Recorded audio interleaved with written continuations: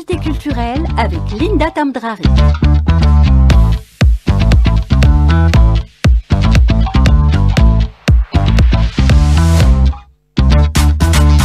9h09, l'invité culturel de ce matin. Il s'agit de Soraya Benkortebi qui est parmi nous ce matin. Bonjour Soraya. Bonjour Linda. Merci d'être parmi nous ce matin. Vous êtes notre invité culturel sur les ondes d'Alger Chain 3. Et vous savez mes amis, vous pouvez donc suivre nos programmes dans les 4 coins du monde avec notamment notre application My Radio.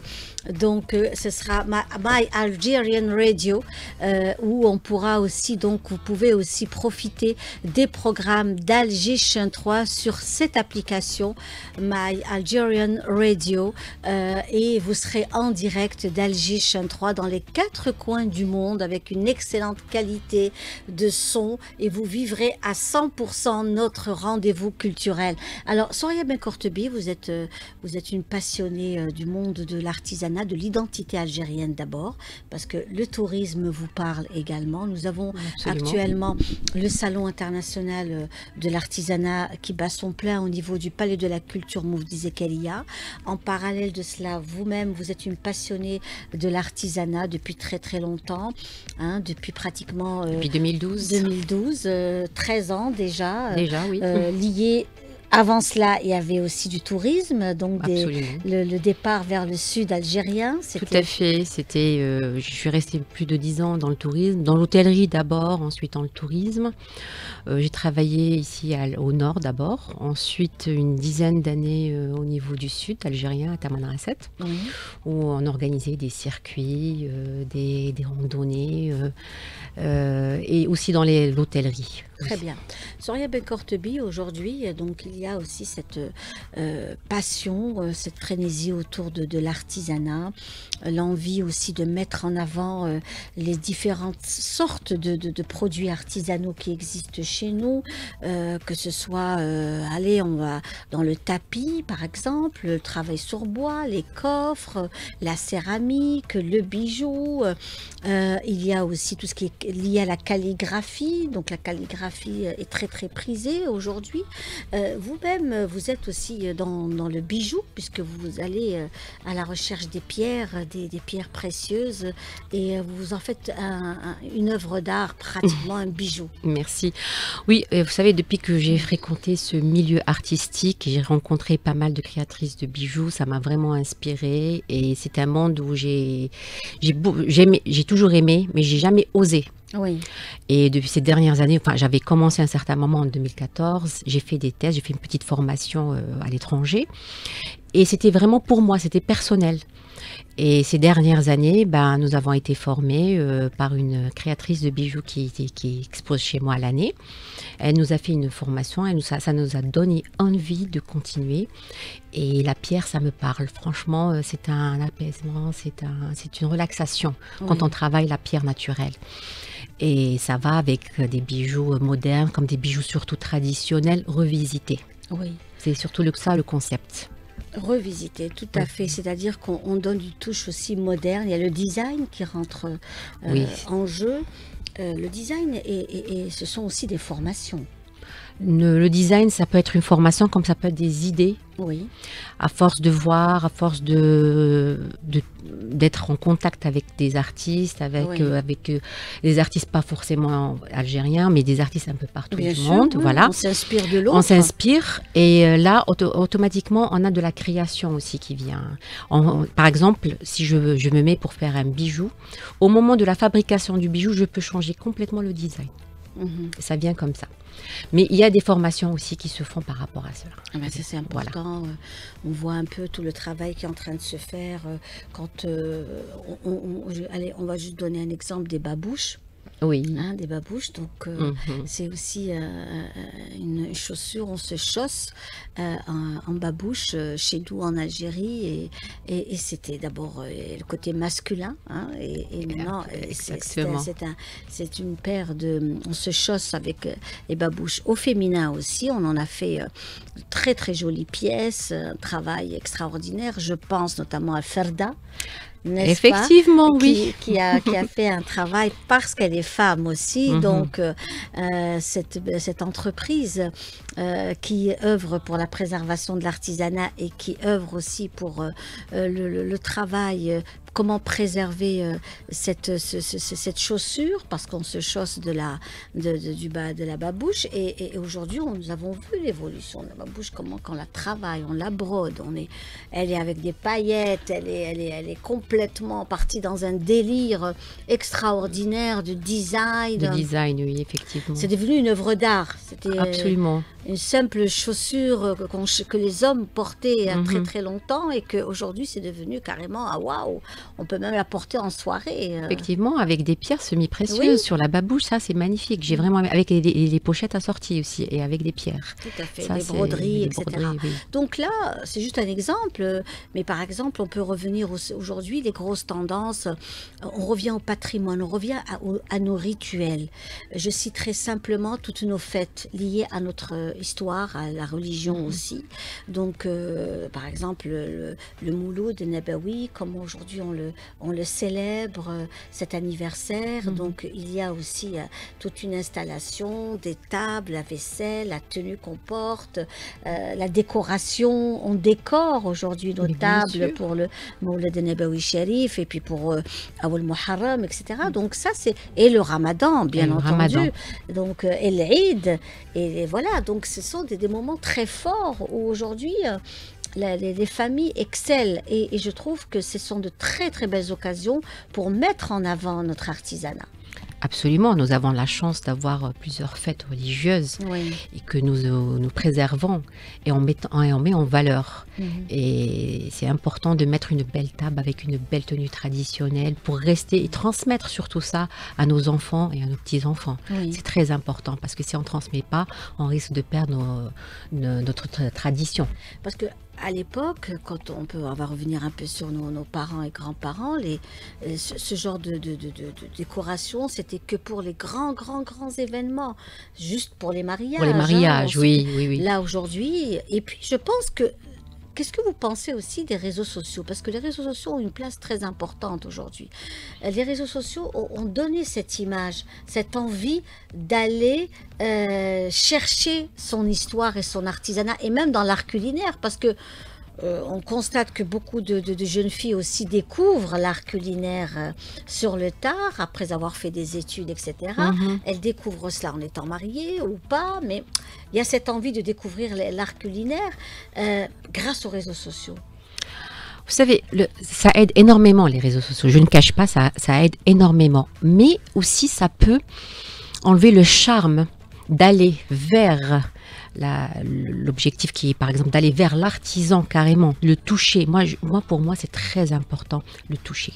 Oui, bien sûr. Non, je ne parle pas de ça. Je vous essaie de vous expliquer qu'aujourd'hui, grâce aux réseaux sociaux, nous avons quand même une visibilité. Ah, la visibilité, oui. Et il y a cette envie d'aller acheter un produit artisanal, d'aller aussi faire ce que la dame ou le jeune homme nous propose. On apprend. Effectivement. Exactement. On apprend. C'est ce que je voulais, c'est revenir sur cela.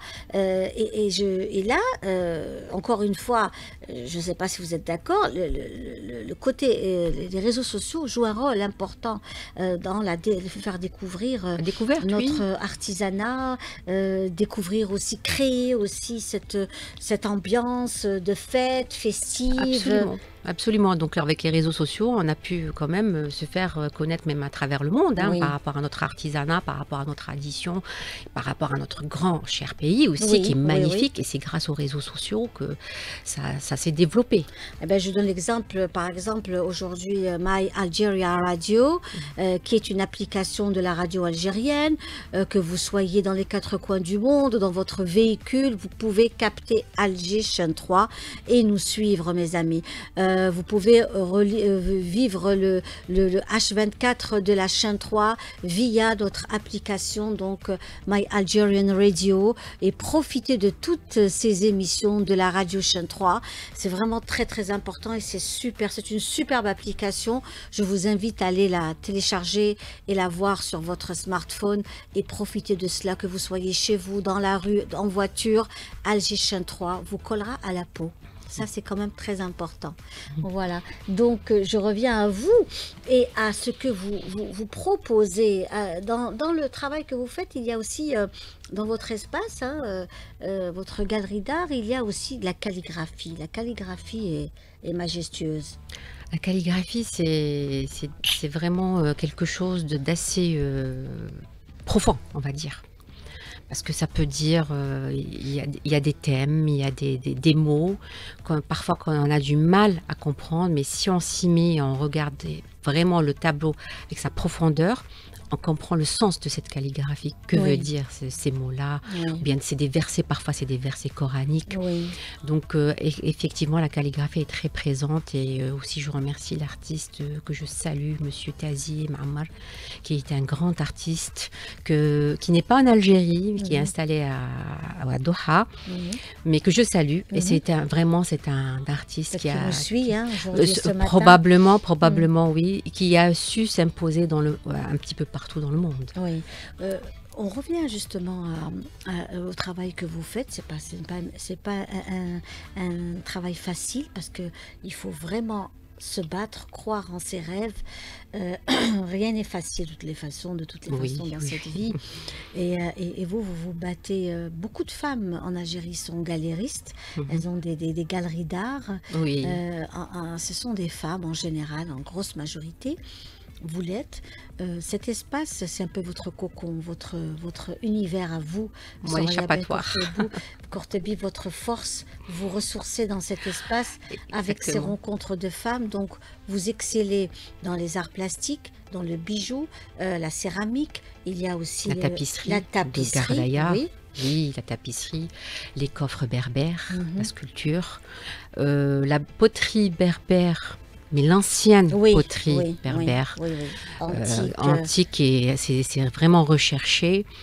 Un peu dans le verre aussi, les miroirs, tout ce qui est au fait, tout ce qui est fait main.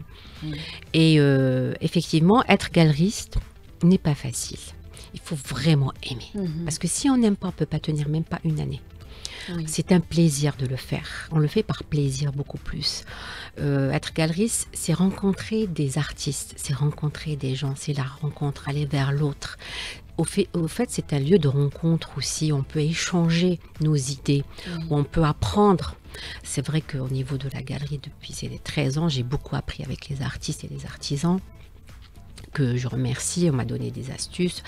À vrai dire, la première fois quand j'ai ouvert la galerie, j'aimais tout ce qui était artistique, mais j'avais pas une idée forcément de tout cela. Je m'y connaissais pas trop. Mais j'ai beaucoup appris avec les artistes plasticiens et j'ai beaucoup appris avec les artisans aussi. Aujourd'hui, vous recevez beaucoup d'étrangers et aussi des Algériens qui viennent d'ailleurs et qui suivent votre galerie via les réseaux sociaux. Ça, c'est quelque chose aussi d'important. Donc, le travail que vous menez pour la préservation du patrimoine, pour également médiatiser ce qui se fait chez nous, quel est le produit le plus sollicité, le plus prisé? Sincèrement, c'est l'étoile du patrimoine algérien. Ah, voilà. C'est voulais surtout revenir ça. sur cela. Les toiles du patrimoine, ce sont aussi des toiles qui sont aussi liées à des quartiers d'Alger. D'Alger et de toute l'Algérie aussi. Oui. Il y a Alger, il y a Oran, Constantine, il y a le sud, Timimoun, Larouat, Gardaya. Et toutes ces toiles-là sont très demandées par surtout nos expats, nos Algériens qui vivent à l'étranger, qui nous suivent sur les réseaux sociaux, et aussi les étrangers, carrément. Et récemment, par exemple, à titre d'exemple, il y a eu un célèbre chanteur algérien, mais sur l'international, qui est tombé amoureux des toiles de l'artiste peintre Lebza, qui peint l'Algérie. Voilà, c'était vraiment son coup de foudre. Et franchement, c'est ça qui est plus demandé. Bon, l'abstrait, il est un petit peu demandé, mais pas trop.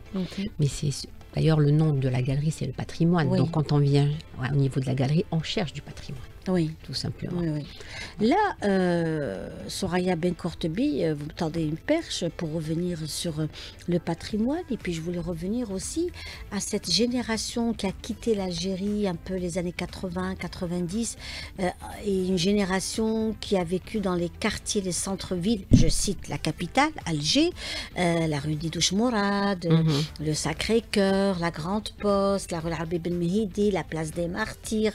Et il y a des artistes aujourd'hui qui reviennent sur ces quartiers-là. Ça n'existait pas avant, n'est-ce Oui, pas? oui, oui, oui, oui. Au niveau de l'ex-rue Richelieu, par Exactement, exemple. oui. Vous avez également la rue Hassiba Ben Bouali.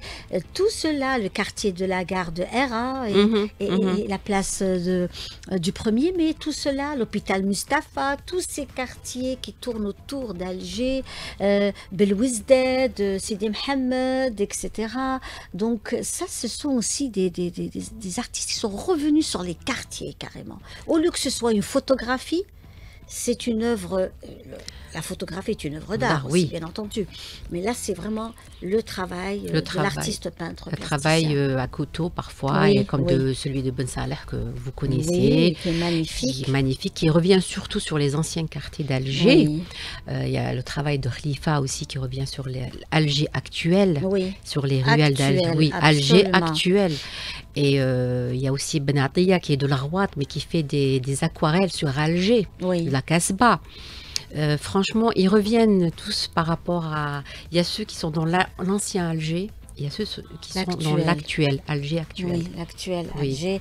Et ça, c'est vraiment quelque chose de vraiment très intéressant. Donc, c'est l'étoile. Et est-ce qu'aujourd'hui, la céramique est aussi prisée, les assiettes, ce sont Oui. des choses que l'on peut prendre Oui. quand on est Surtout. à l'étranger, des choses pratiques qu'on peut mettre dans nos valises. Voilà, Oui. ils sont beaucoup plus à la recherche de choses pratiques. Pratique. Ouais. Qui peuvent aller dans des valises. Et donc, nous avons conçu des coffrets spécialement pour les voyageurs. Oui. Et ça arrive intact, sans problème. Oui. On a même envoyé des coffres berbères, des grands coffres berbères au bout du monde. Et c'est bien arrivé. Donc, tout est parti un petit peu à travers le monde entier, on va Le dire. coffre berbère, qui est aussi un coffre où on le retrouve à travers beaucoup de régions d'Algérie, notamment dans la Kabylie. Il y a du côté de Sétif, Beni Ouartilen, et puis après à Fort National, Erbanet, Michelet, etc. Ce sont des coffres très très prisés où on fabrique ces coffres-là. Nous avons aussi le coffre de la mariée à Alger, Sandouk La Rosa, oui, qui est peint en verre avec une très belle décoration. Paus. Effectivement, Exactement. qui est très demandé. Et récemment, il y a une cliente qui vient s'installer en Algérie, une vieille dame qui est rentrée de l'étranger et qui est vraiment à la recherche d'un coffre très ancien. Et elle nous l'a demandé, elle l'a commandé de la galerie. Et nous avons une artiste qui le fait, qui a fait les beaux-arts, une ancienne beaux-artiste, Oui. Nassima Delouache, que je salue, Oui, qui est dans le thème de les Sandouk La Rosa, oui. surtout. Oui, oui, Voilà. Sandouk La Rosa qui est très très prisé. Et c'est tellement beau d'avoir chez soi un Sandouk La Rosa. Ah oui, et, c'est magnifique. et ça, c'est quelque chose de très important. Soraya Ben Kortebi, aujourd'hui, nous sommes pratiquement à la fin de l'année 2025. 2026 pointe du nez. L'artisanat chez nous, s'il y a un message à transmettre aussi en cette période, ce serait quoi? Ben, je dirais aux artisans surtout de continuer, ne pas s'arrêter, ne pas lâcher prise. On est en train de démarrer. Voilà. Le message que je peux donner, on est en train de se faire connaître. Quand je dis démarrer, c'est sur le plan international. Oui. Voilà. Ouais, ouais. L'Algérien commence à se faire connaître sur le plan international, sur son patrimoine, chaque artisan a sa touche, chaque artisan a une région bien précise. Et dans la céramique, par exemple, il y a des couleurs, et ces couleurs-là, c'est des signes. C'est des signes d'une époque ou d'une région. Chaque couleur a sa signification. Alors, je dis aux artisans, c'est vrai que c'est difficile, parce que j'ai beaucoup d'artisans qui viennent, qui disent, on n'a pas le produit, la matière première et tout ça. Mais je leur dis, c'est une étape qu'on doit passer, difficile, mais tenez, accrochez-vous. On est en train de démarrer, ça je peux vous le dire. Hein. Et je dis bon courage à tous les artistes et artisans de l'Algérie pour cette fin d'année 2025. Merci, merci à vous, Madame Soraya Ben-Kortebi. Vous êtes donc directrice de la galerie Couleurs et Patrimoine. Merci d'avoir été notre invitée ce matin dans l'invité culturel d'Alger Chain 3. Et puis, vous avez votre rendez-vous. Ce sera pour Le 20 novembre, le salon de cadeaux de fin d'année où il y aura pas mal d'artisans et d'artistes peintres.